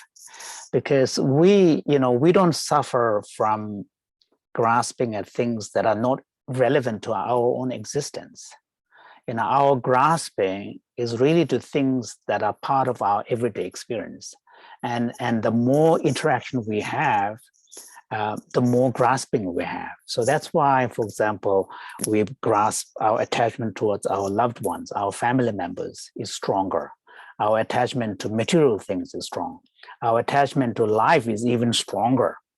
So because these things matter to us, and we invest heavily our own identity in them as mine, and also we make the assumption at a very deep level that somehow these things together constitute my existence, and they're indispensable for my existence. So the grasping arises in relation to what is close to you. And that's why in Chandrakirti's Entering the Middle Way, in the salutation verse, when he talks about, describes that compassion for suffering of the sentient beings, he talks about how at the beginning we first grasp at me and I, and then we extend that and grasp at mine. And in this way, this creation of I and mine, we then create a whole nexus of emotions through which we relate to the world. So the point he's making is that, we are emotional creatures. We function in the world, through this mechanism of attraction and aversion that the Bhante, earlier spoke about. This is very human. This is very sentient nature. We operate through this mechanism of attraction and repulsion and indifference, and this attraction, repulsion, and indifference, manifest in the form of our emotional reaction to things, and those emotional reactions are ultimately underpinned by assumptions we make about the world. And that assumptions is a very fundamental part of the way we see the world. So emptiness, is not some higher truth that somehow Buddha has taught and we need to find. Emptiness is about the truth and actual truth of things that we experience, including our own existence. So when Tsongkhapa is talking about equation of emptiness and dependent origination, he is talking about emptiness in those terms, not just nothingness. So a sky flower, the fact that it's not dependent on origination doesn't really matter because it's just totally irrelevant. And this is why, it's very important to relate to the teaching on emptiness, not just as a pure philosophical concept or ontological concept, as we would say in philosophy language. One also needs to look at the ethical and the psychological dimension. And the psychological dimension is a key one because emptiness is ultimately presented as the remedy to cure our tendency to grasp. And the way in which it functions as a remedy against our grasping is to help us gradually peel off these layers and layers of grasping to the point where we can feel comfortable without seeking some kind of grounding. So, and that's why it's such a radical teaching because, imagine, I don't know if any of you have ever experienced being in an earthquake. If you have ever experienced being in an earthquake, there's nothing more destabilizing and frightening than that experience, because what it does is it really shakes our fundamental assumptions about the solidity of the ground we are standing on. We assume the ground to be there when we lift our one leg and put the other one down. We expect the ground to be there to receive the pressure of our, the step. But when that shakes, the impact, the psychological impact is deep because we don't expect it. The same goes for emptiness. Emptiness, as you peel off the layer after layer after layer, when you finally get to the point, and the Tibetan texts actually talk about it, well, not just Tibetan, Indian and Tibetan Buddhist texts talk about terror at the understanding of emptiness. And in fact, the tolerance of that terror is supposed to arise as a more advanced level. It's called mijiwe chola sobatoba. Attaining tolerance in relation to attaining forbearance in relation to the unborn nature. So the first one comes on the Jorlan level. So it is a very radical experience, but because of the radical nature of the insight, it has its ability to cut through all of our grasping. So that's why, so the teaching on emptiness has to be understood also from an ethical and most importantly from a psychological perspective. And this is where Je Tsongkhapa is really impressive. He really brings the psychological dimension of the teaching on emptiness. And if you can relate to the psychological dimension, then we can see the practical application of the teaching, because otherwise it becomes another philosophical concept. And there are many philosophical concepts in the world. But if you bring the psychological dimension, then you see the true relevance of that in our own life. For the next question, I think I'll ask Bhante Kamala first to have him to provide an answer. And the question basically asks about implementing these learnings in daily life. And the question, I think it's a two-part question. I would love to merge these. The first one would be, why should someone learn the Four Axioms or the Buddhist philosophies? Is knowing and understanding, taking refuge in three jewels enough for a layperson? And then the continuing question is it possible for a modern day individual with all the responsibilities it comes with and practice and complete wisdom of emptiness at the same time? How would that work? Bhante Kamala, if you can first have an answer on that, please.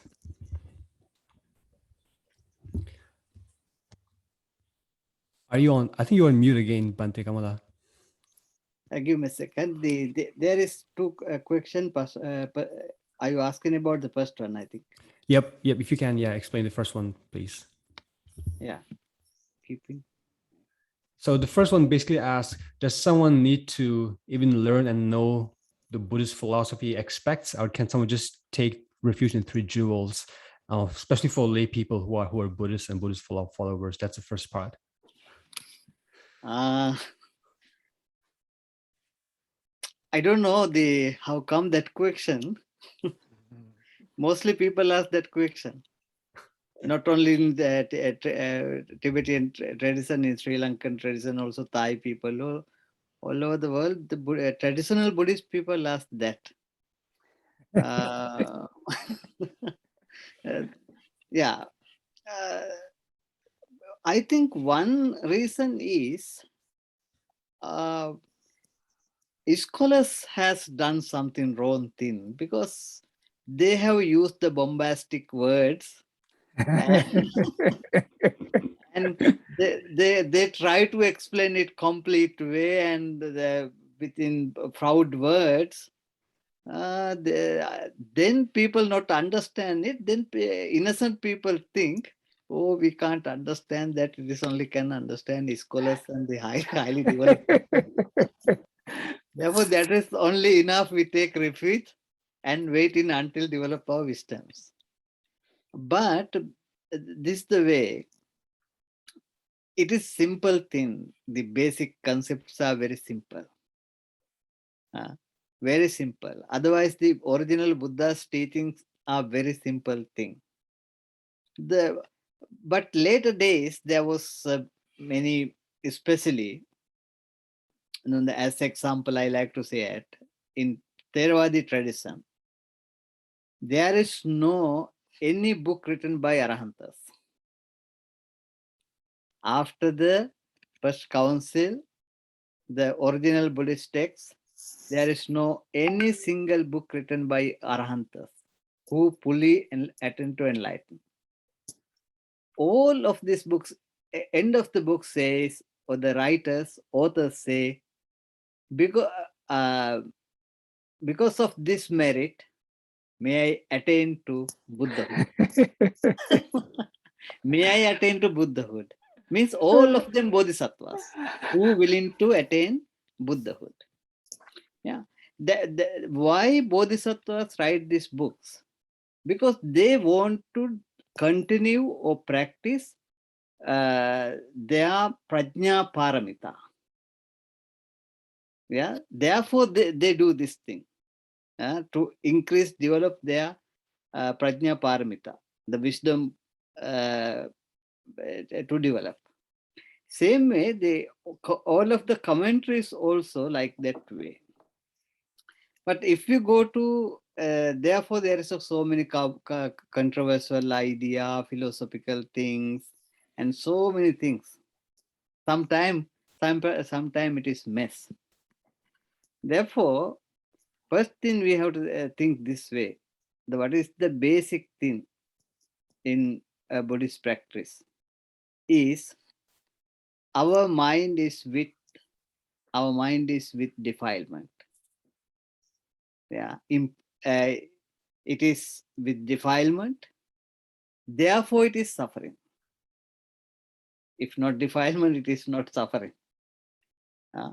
Then first of all, we need to remove or free from defilement. Then we can achieve the happiness. That is the Buddha's teaching. Then if anyone understands this basic philosophy, that is enough. I experience the sensual pleasures. It is okay. It is happy. We as example, we eat. We are happy within our food. It is okay. We are happy with our life. It is okay. But we can achieve permanent happiness and more than this. We can achieve. We have that ability. Therefore, it is okay. We happy with enjoy the life, but we can enjoy or achieve another level of happiness in our mind. Then we can practice it. We can train our mind. Therefore, that is the basic Buddhist philosophy. That is enough to understand. And if we follow the Buddha and Dhamma and Sangha, take refuge means that, I think that is enough. Otherwise, I like to say, I think it is same in you have the experience in the Tibetan society. I have experience it in the Theravadian society. But I know there is some people who are in illiterate, who can't read book and write. But some people, they can explain very well Dhamma, because within their experience. Yeah. The most famous Theravadian monk from the Thailand, he is very famous in the America also, Ajahn Chah. But he just only speak in Thai language. He never read the books. Yeah. Nowadays, there is a girl in Sri Lanka, 3 years old. She explained very nicely about this impermanent and the anatma. Yeah. Therefore, our education or degrees or philosophical knowledge is not important to the understanding Dhamma. Thank you, Bhante. Lamaji will agree with me. Yeah, I was going to ask Jinpala if he has any additional comments on that. There is 8th century Indian master Shantarakshita, who actually maybe the concept itself is probably earlier, but Shantarakshita is the one that is generally associated with this statement. He talks about 2 different types of people who will engage with the Dharma practice.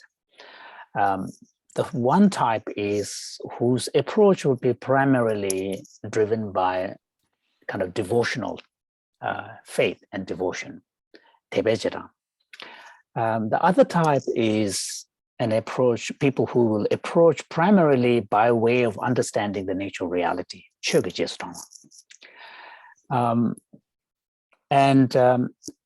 be a Buddhist, I don't think you have to know a lot.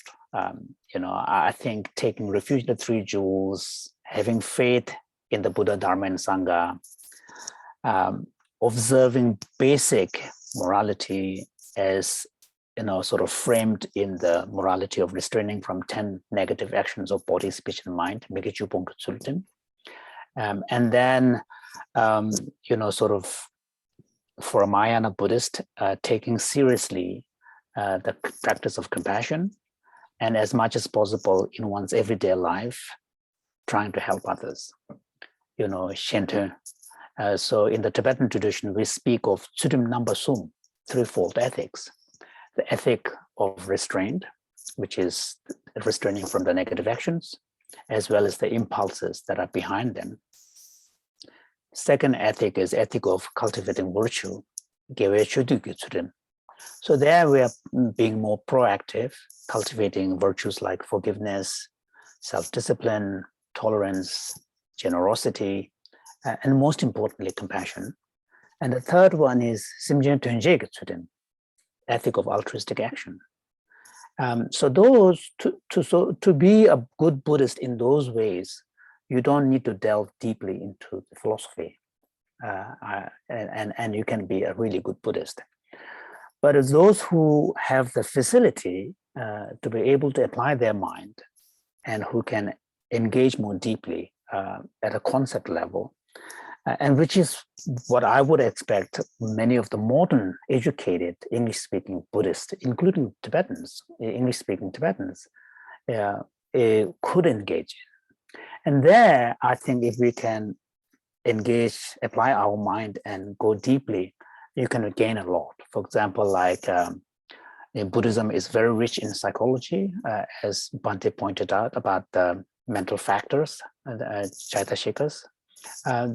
Those are in the Abhidhamma texts, and understanding, for example, like the omnipresent present factors, object determinate factors, and 6 root defilements or afflictions, and 20 secondary, and all of this can give you a good map of the human mind and how the human mind works, and gain what contemporary psychologists would talk about emotional self-awareness, awareness about our own emotions. And regulation is built upon assumption of an awareness. So, and then in the philosophy domain, particularly in Nagarjuna's teaching on emptiness, there's a very deep psychological insight into the way in which human mind functions and grasps. So I don't think it is either or, and I don't think there is a one size fits all. But in the end, what matters most is how you live. In the end, it doesn't really matter, tons of texts. If your behavior does not express or reflect any of that, all of that Dharma knowledge becomes kind of meaningless. In fact, in the Tibetan tradition, there's a saying which says that the hard skin, leather that is used to transport the butter cannot be softened by the grease of butter.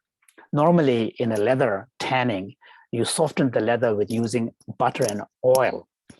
But the container for butter that is transported is made from a particular type of leather which has been hardened. And once hardened, you cannot soften that. Similarly, those who use Dharma purely for intellectual, gymnastics, they cannot be tamed by Dharma.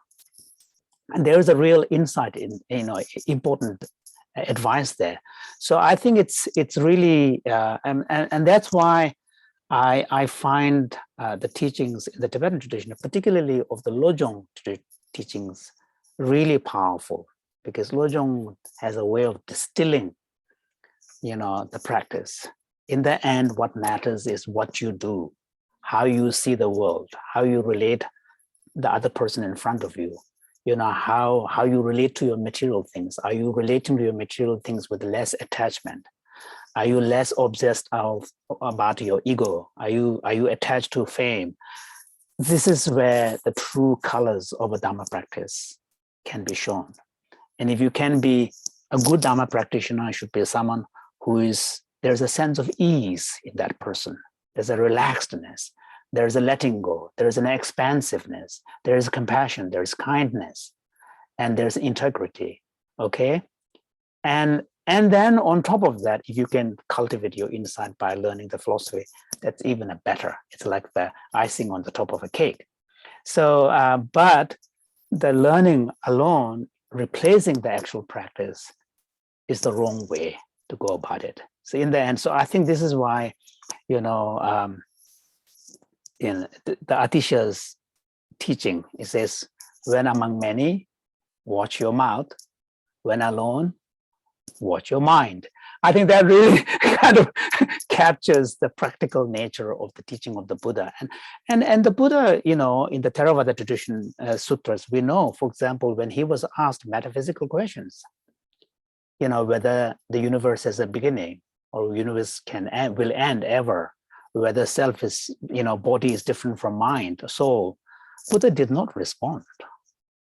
And these are, in the Theravada tradition, they're listed as 10 unanswered questions. In the Indo-Tibetan tradition, the list is a little different. We list 14, unanswered questions, but the point is the same.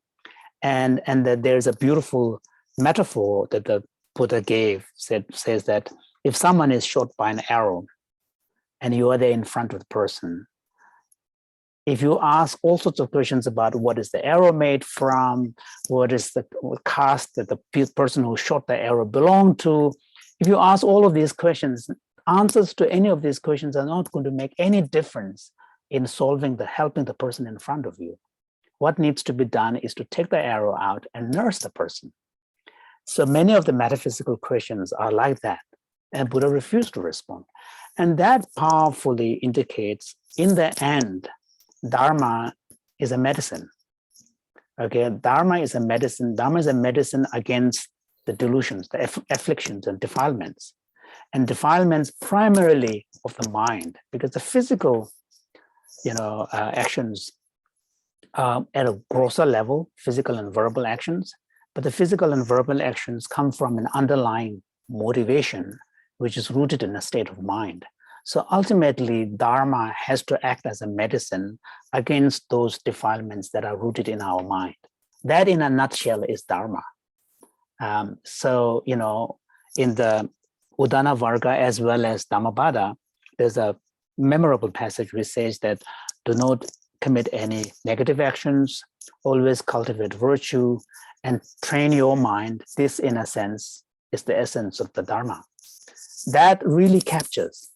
So I think it's important, especially for those who are Tibetan Buddhists, because of the diversity of the resources the Tibetan tradition contains. We have to remember, Tibetan tradition inherited this vast body of Buddhist text from India, from sutras to Abhidhamma to Madhyamaka to Praman, and then Vajrayana texts. And all of this came to Tibet, and the Tibetans produce Kangyur and Tengyur, and we try to make sense of this diverse body of literature. So sometimes there is a danger of us getting lost in the forest, okay? Getting stuck in the weeds, as it were. So therefore, I think it's important every now and then to go back to the Buddha himself. And we know Udana Varga and the Dhammapada are two texts that we can confidently say is quite close to what Buddha would have taught. I mean, the scholars may dispute what exactly did the Buddha teach, but the Udana Varga and Dhammapada are two texts that we can confidently say captures really the essence of what the Buddha taught.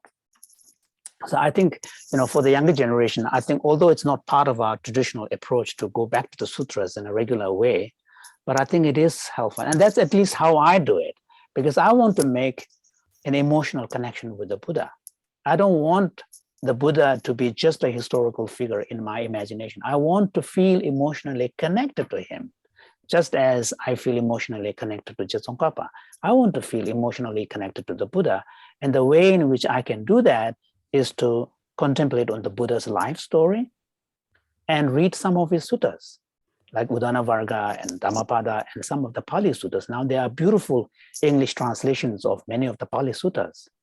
And like the Metta Sutta, the Sutta on the 4 foundations of applications of mindfulness, all of these are quite beautiful. So occasionally reading these scriptures, that way we can make emotional connection to the Buddha. So when we use the word Buddha, we have something in our mind so that it's not just a word. And that I think is really important. And in some ways, Tsongkhapa was trying to do this. For example, one of the reasons why he instituted the Lhasa Molam Prayer Festival was to really orient the focus of the Tibetan Buddhists' devotion to the Buddha, the image of the Buddha. And on top of that, he deliberately composed a hymn to the Buddha that would be sung on the occasion, so that the Tibetans don't get stuck on just chanting hymns of their own masters or their own lineage masters. Tsongkhapa really wanted to bring the focus of all the Tibetan Buddhists back to the Buddha himself. So, and that's why the institution of the Lhasa Prayer Festival was such an important part of that overall strategy. And I think it is important for us now as well, so long as we call ourselves Buddhist, that we go beyond our specific tradition, but make that emotional connection with the Buddha himself. Yeah. Thank you, Geshe. Thank you so much for the words of wisdom. I realized we have overshot the time limit, but then I was so engrossed into this answer. So before we go to the final session where Geshe Thagila will provide the word of thanks, I would like to remind the participants here of what's coming up next. And this afternoon, we'll have a session on the history of Buddhism in Tibet. And in some ways, it's a nice transition from what Geshe Jinpala just now mentioned about the history of how Buddhism sort of arrived to Tibet from India. And tomorrow, we'll have a session on Buddhist science, particularly on the power of mind, by Geshe Thagila, who is in fact participating in this session as well. So these are to come for the participants, and just a reminder for those to please stay tuned, and if possible, do join these sessions for great insights. With that, I would like to turn over to Geshe Thagila for the final word of thanks. Geshe, please. So thank you, Venerable Bhante, Kamalashri, and Sutadhara, and also thank you, Professor Geshe Jinpala. And Geshe, just let you know, I'd like to mention here, Bhante and we are educating that Theravada tradition and Mahayana are both that follows Buddhas and is based on Buddha's teaching. And based on theme of what we call Dharma and Dhamma and Dharma. So, and then we have every month, the first Monday, we have a panel conference on that. Also, we're creating web page that together the Mahayana and Theravada. So the guidance by Bhante Dhammaloka. So thank you again, everyone who has participated. Thank you for all of you. Geshe Tuchena, Katinche. Let's. Thank you all. With this, we'll call an end to the session. I look forward to seeing some of you in the afternoon session as well. Thank you. Have a nice day. Good evening. Bye-bye. Bye-bye. Thank you, Bhante. Good luck with the rest of your conference. Yeah. Thank you. Thank you.